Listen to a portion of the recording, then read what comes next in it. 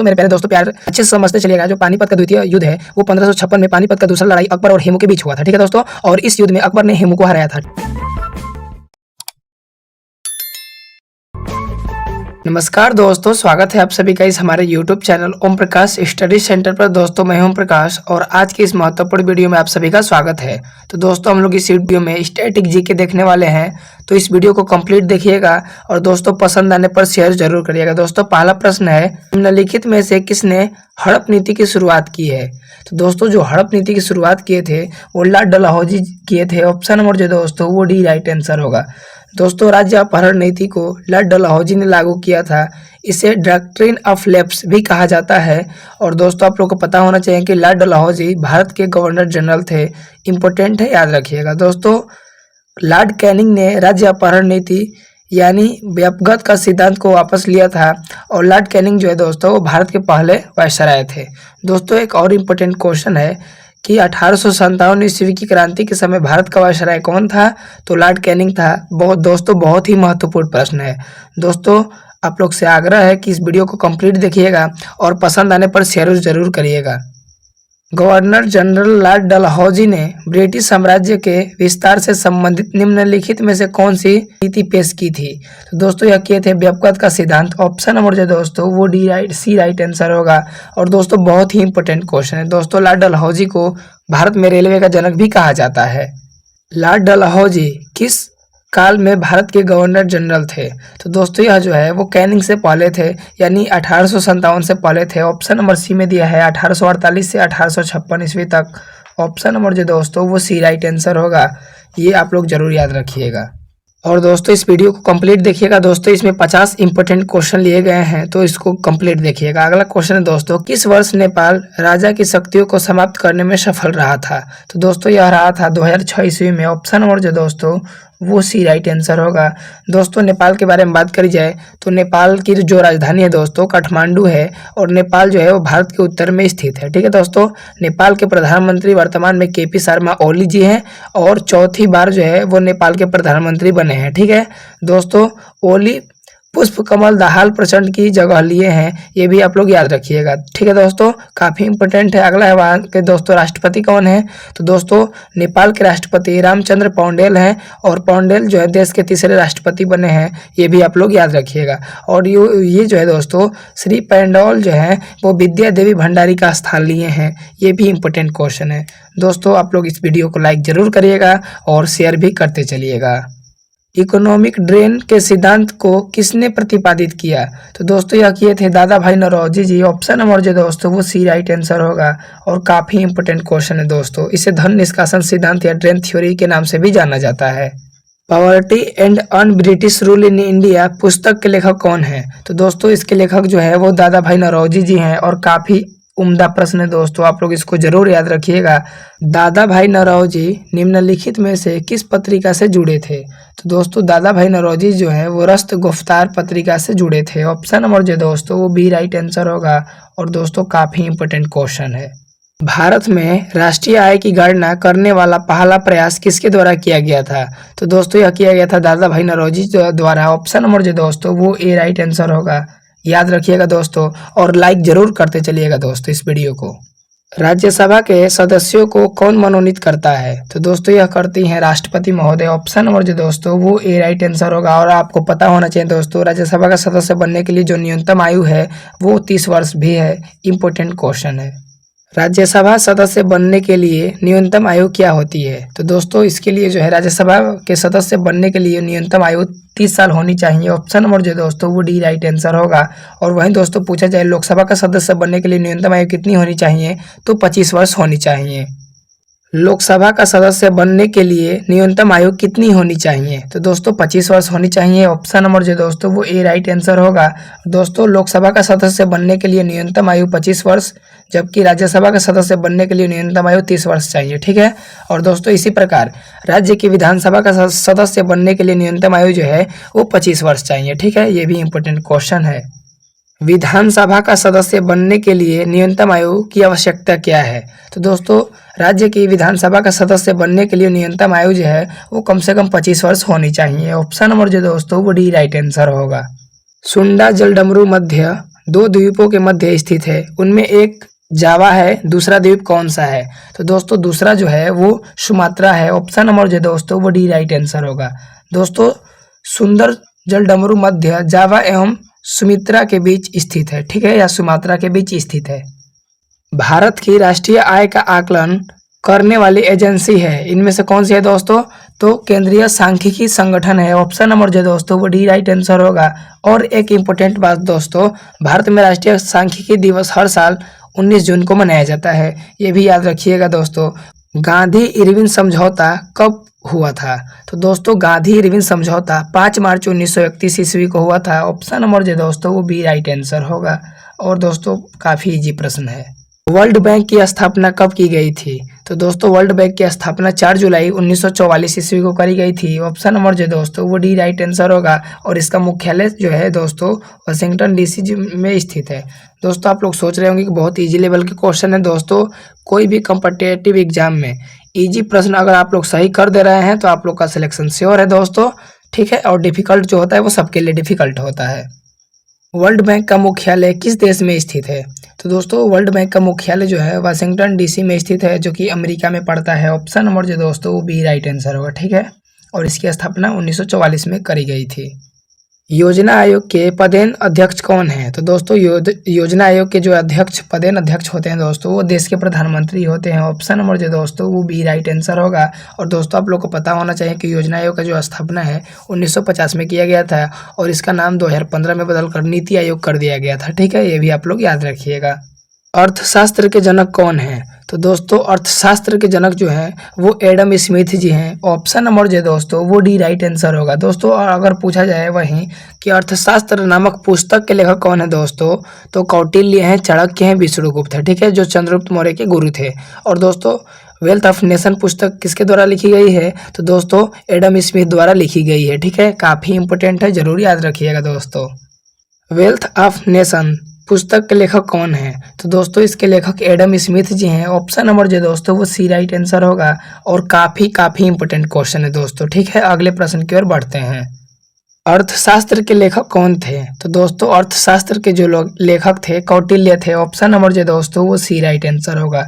दोस्तों अर्थशास्त्र जो इसके लेखक है कौटिल्य हैं दोस्तों, इनका अन्य नाम चाणक्य था, विष्णुगुप्त था, ठीक है। आप लोग ये भी याद रखिएगा, काफी इंपोर्टेंट क्वेश्चन है। भारत के संविधान में शिक्षा किस सूची के अंतर्गत आता है? तो दोस्तों शिक्षा जो है वो समवर्ती सूची के अंतर्गत आता है। ऑप्शन नंबर जो दोस्तों वो सी राइट आंसर होगा। और काफी इंपोर्टेंट क्वेश्चन है दोस्तों। इंडिया हाउस एक क्रांतिकारी संगठन भारतीय राष्ट्रवाद के प्रसार के लिए श्यामजी कृष्ण वर्मा द्वारा डैश में स्थापित करी गई थी। तो दोस्तों लंदन में स्थापित करी गई थी। ऑप्शन नंबर जो दोस्तों वो बी राइट आंसर होगा। इंडिया हाउस जो है दोस्तों वो लंदन में स्थित है, ठीक है। और काफी इंपोर्टेंट क्वेश्चन है दोस्तों। लाफिंग गैस का रासायनिक नाम क्या है? तो दोस्तों इसका रासायनिक नाम नाइट्रस ऑक्साइड है। ऑप्शन नंबर जो दोस्तों वो ए राइट आंसर होगा। और इसका जो सूत्र होता है दोस्तों N2O होता है, ठीक है। ये भी आप लोग याद रखिएगा। भारत में बैंकों का राष्ट्रीयकरण किस वर्ष शुरू हुआ था? तो दोस्तों यह शुरू हुआ था 19 जुलाई 1969 को हुआ था। ऑप्शन नंबर जो दोस्तों वो बी राइट आंसर होगा। और उस समय इंदिरा गांधी जी का जो है शासनकाल था और वो प्रधानमंत्री थी और वित्त मंत्री भी थी, ठीक है दोस्तों। उन्होंने 14 बैंक सबसे बड़े निजी बैंकों का राष्ट्रीयकरण किया था। काफी इंपोर्टेंट क्वेश्चन है दोस्तों, आप लोग इसको जरूर याद रखिएगा।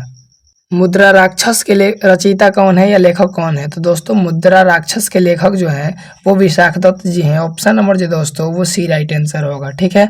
और दोस्तों यह ऐतिहासिक नाटक है और यह संस्कृत भाषा में लिखा गया है, ये भी आप लोग याद रखिएगा। रूसी क्रांति किस वर्ष शुरू हुई थी? तो दोस्तों रूसी क्रांति नवंबर 1917 में हुई थी। ऑप्शन नंबर जो दोस्तों वो डी राइट आंसर होगा। और 1917 में ही दोस्तों चंपारण सत्याग्रह हुआ था बिहार में, ठीक है। ये भी आप लोग याद रखिएगा। दोस्तों रूसी क्रांति के जो जनक है दोस्तों वो लेनिन है। ये भी इंपॉर्टेंट क्वेश्चन है, जरूर याद रखिएगा। रूसी क्रांति के जनक कौन थे? तो दोस्तों लेनिन थे। ऑप्शन नंबर जो दोस्तों वो सी राइट आंसर होगा। और लेनिन का जो मृत्यु है दोस्तों वो कब हुआ था? 1924 में हुआ था, ठीक है। ये भी आप लोग याद रखिएगा। दोस्तों एडोल्फ हिटलर जो है दोस्तों ये बचपन में क्या बनना चाहता था? तो चित्रकार बनना चाहता था। ये भी इंपॉर्टेंट क्वेश्चन है। धन विधेयक कौन प्रमाणित करता है? तो दोस्तों यह करते हैं लोकसभा अध्यक्ष। ऑप्शन नंबर जो दोस्तों वो सी राइट आंसर होगा और काफ़ी इंपॉर्टेंट क्वेश्चन है दोस्तों। और यही तय करते हैं कि कोई विधेयक धन विधेयक है या नहीं, ठीक है। यह कौन तय करता है कि कोई विधेयक धन विधेयक है या नहीं? तो दोस्तों यह करते हैं लोकसभा अध्यक्ष। ऑप्शन नंबर जो दोस्तों वो सी राइट आंसर होगा। और वर्तमान में लोकसभा अध्यक्ष कौन है दोस्तों? ओम बिरला जी हैं, ये भी याद रखिएगा आप लोग। राज्यसभा के पदेन अध्यक्ष कौन होते हैं? तो दोस्तों राज्यसभा का जो पदेन अध्यक्ष होते हैं वो उपराष्ट्रपति होते हैं। ऑप्शन नंबर जो दोस्तों वो भी राइट आंसर होगा। इंपॉर्टेंट क्वेश्चन है दोस्तों। मोनाजाइट मृदा में कौन सा खनिज प्रचुर मात्रा में पाया जाता है? तो दोस्तों यह पाया जाता है थोरियम। ऑप्शन नंबर जो दोस्तों वो सी राइट आंसर होगा। अगला प्रश्न है दोस्तों, भारतीय आजादी के समय इंग्लैंड के प्रधानमंत्री कौन थे? तो दोस्तों क्लेमेंट एटली थे। ऑप्शन नंबर जो दोस्तों वो सी राइट आंसर होगा। और दोस्तों बहुत ही इंपॉर्टेंट क्वेश्चन है दोस्तों, इंग्लैंड के प्रथम प्रधानमंत्री रॉबर्ट वालपोल थे, ठीक है दोस्तों, ये भी याद रखिएगा। आज़ाद हिंद फौज की स्थापना किस वर्ष हुई थी? तो दोस्तों यह हुई थी अगस्त 1942 में। ऑप्शन नंबर जो दोस्तों वो बी राइट आंसर होगा। और इसकी स्थापना जो है दोस्तों वो सिंगापुर में करी गई थी। आज़ाद हिंद फौज की स्थापना कहाँ हुई थी? तो दोस्तों सिंगापुर में हुई थी। और इसके जो संस्थापक थे मेरे प्यारे दोस्तों वो कैप्टन मोहन सिंह थे। और उसमें जो है योगदान दिए थे सुभाष चंद्र बोस जी। आज़ाद हिंद फौज के संस्थापक कौन थे? तो मेरे प्यारे दोस्तों आज़ाद हिंद फौज के संस्थापक कैप्टन मोहन सिंह जी थे। ऑप्शन नंबर जो दोस्तों वो डी राइट आंसर होगा। और इसमें योगदान सुभाष चंद्र बोस जी का भी था, जो दिल्ली चलो का नारा भी दिए थे। निम्नलिखित में से कौन दिल्ली के लोधी वंश का अंतिम शासक था? तो दोस्तों लोधी वंश का जो संस्थापक था मेरे प्यारे दोस्तों बहलोल लोधी था। और लोधी वंश का अंतिम शासक इब्राहिम लोधी था। ऑप्शन नंबर जो दोस्तों वो ए राइट आंसर होगा। लोधी वंश का संस्थापक कौन है? तो दोस्तों लोधी वंश का जो संस्थापक है वो कौन है दोस्तों? बहलोल लोधी है। ऑप्शन नंबर जो दोस्तों वो सी राइट आंसर होगा। जोग या गरसोप्पा जलप्रपात निम्न में से किस नदी द्वारा निर्मित है? तो दोस्तों यह जो है वो शरावती नदी पर स्थित है। ऑप्शन नंबर जो दोस्तों वो सी राइट आंसर होगा। दोस्तों यह इसे जोग जलप्रपात के नाम से भी जाना जाता है। और इसका नाम बदलकर महात्मा गांधी जलप्रपात कर दिया गया है, ठीक है दोस्तों। यह भारत का दूसरा सबसे ऊंचा जलप्रपात है दोस्तों। मेघालय के नोहकलिकाई जलप्रपात भारत का सबसे ऊंचा जलप्रपात है, ये भी आप लोग याद रखिएगा मेरे प्यारे दोस्तों। और जरूर इस वीडियो को दोस्तों लाइक करिएगा अभी तक नहीं किए होंगे तो। जोग जलप्रपात किस राज्य केंद्र शासित प्रदेश में स्थित है? तो दोस्तों यह जो है वो कर्नाटक में स्थित है और शरावती नदी पर स्थित है, ये भी आप लोग याद रखिएगा। राष्ट्रीय समुद्र विज्ञान संस्थान गोवा में स्थित है। ऑप्शन नंबर जो दोस्तों वो ए राइट आंसर होगा। और दोस्तों गोवा जो है वो मांडवी नदी के किनारे बसा है, ये भी आप लोग याद रखिएगा।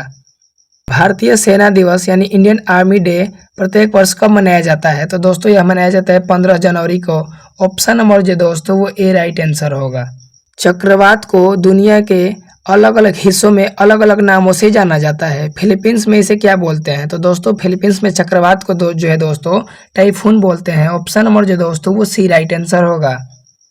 प्रथम रेलवे लाइन का निर्माण किसके शासनकाल में हुआ था? तो दोस्तों यह जो है वो लॉर्ड डलहौजी के शासनकाल में हुआ था। ऑप्शन नंबर जो दोस्तों वो ए राइट आंसर होगा। भारत में पहली रेलवे ने 1853 में मुंबई से थाने तक कुल कितनी दूरी तय करी थी? तो दोस्तों यह करी थी 34 किलोमीटर। ऑप्शन नंबर जो दोस्तों वो ए राइट आंसर होगा। और उस समय भारत के वायसराय कौन थे? लॉर्ड डलहौजी, ठीक है। उन्हें भारतीय रेलवे का जनक भी कहा जाता है। पानीपत का द्वितीय युद्ध किसके बीच लड़ा गया था? तो दोस्तों यह लड़ा गया था अकबर और हेमू के बीच। ऑप्शन नंबर जो दोस्तों वो बी राइट आंसर होगा। दोस्तों मेरे प्यारे दोस्तों प्यार अच्छे से समझते चलिएगा। जो पानीपत का द्वितीय युद्ध है वो 1556 में पानीपत का दूसरा लड़ाई अकबर और हेमू के बीच हुआ था, ठीक है दोस्तों। और इस युद्ध में अकबर ने हेमू को हराया था, ठीक है। यानी अकबर विजय हुआ और हेमू हार गया। दोस्तों पानीपत का जो प्रथम युद्ध पूछा जाए तो 1526 में लड़ा गया था। और पानीपत का प्रथम युद्ध जो है दोस्तों मुगल आक्रमणकारी बाबर और इब्राहिम लोधी के बीच लड़ा गया था, ठीक है। और बाबर ने लोधी को हराया था, ये भी आप लोग याद रखिएगा। दोस्तों जो पानीपत की तीसरी लड़ाई है वो 1761 में हुई थी, ये भी आप लोग याद रखिएगा। मानसरोवर झील स्थित है? तो दोस्तों मानसरोवर झील जो है दोस्तों वो तिब्बत में स्थित है। ऑप्शन नंबर जो दोस्तों वो ए राइट आंसर होगा। और कैलाश पर्वत के समीप है, ये भी आप लोग याद रखते चलिएगा। हम्पी किस नदी के तट पर स्थित है? तो दोस्तों जो हम्पी है वो तुंगभद्रा नदी के तट पर स्थित है। ऑप्शन नंबर जो दोस्तों वो ए राइट आंसर होगा। विजयनगर साम्राज्य के इनमें से किस एक शासक ने तुंगभद्रा नदी पर एक विशाल बांध निर्मित किया और नदी से राजधानी नगर तक कई किलोमीटर लंबी एक नहर और कुलिया का निर्माण किया? तो दोस्तों यह किया था देवराय प्रथम। ऑप्शन नंबर जो दोस्तों वो ए राइट आंसर होगा। दोस्तों विजयनगर साम्राज्य की स्थापना हरिहर और बुक्का नाम के दो भाइयों ने 1336 ईस्वी में करी थी। ये भी आप लोग याद रखिएगा। बहमनी साम्राज्य की पहली राजधानी क्या थी? तो दोस्तों बहमनी राजाओं की राजधानी जो है वो गुलबर्गा थी। ऑप्शन नंबर जो दोस्तों वो डी राइट आंसर होगा। और दोस्तों बहुत ही इंपॉर्टेंट क्वेश्चन है, त्वरित झंझा निम्न के कारण होती है? तो दोस्तों स्थिर विद्युत के कारण होती है। ऑप्शन नंबर जो दोस्तों बी राइट आंसर होगा। रेबीज रोग किसके कारण होता है? तो दोस्तों रेबीज रोग जो है मेरे प्यारे दोस्तों वो विषाणु यानी वायरस के कारण होता है। ऑप्शन नंबर जो दोस्तों वो ए राइट आंसर होगा। दोस्तों काफी इंपॉर्टेंट है, जरूर याद रखिएगा इस वीडियो को। और आज का लास्ट प्रश्न है, लुई पास्चर किसकी खोज के लिए जाने जाते थे? तो दोस्तों यह जो है वो रेबीज के टीके की खोज के लिए जाने जाते हैं। ऑप्शन नंबर जो दोस्तों वो डी राइट आंसर होगा। और ये फ्रांस के वैज्ञानिक थे, ये भी आप लोग याद रखिएगा। तो दोस्तों ये थे आज की वीडियो कैसा लगा जरूर कमेंट बॉक्स में बताइएगा और इस वीडियो को शेयर जरूर करिएगा। दोस्तों हम लोग मिलते हैं इवनिंग में करंट अफेयर्स के साथ, तब तक के लिए जय हिंद।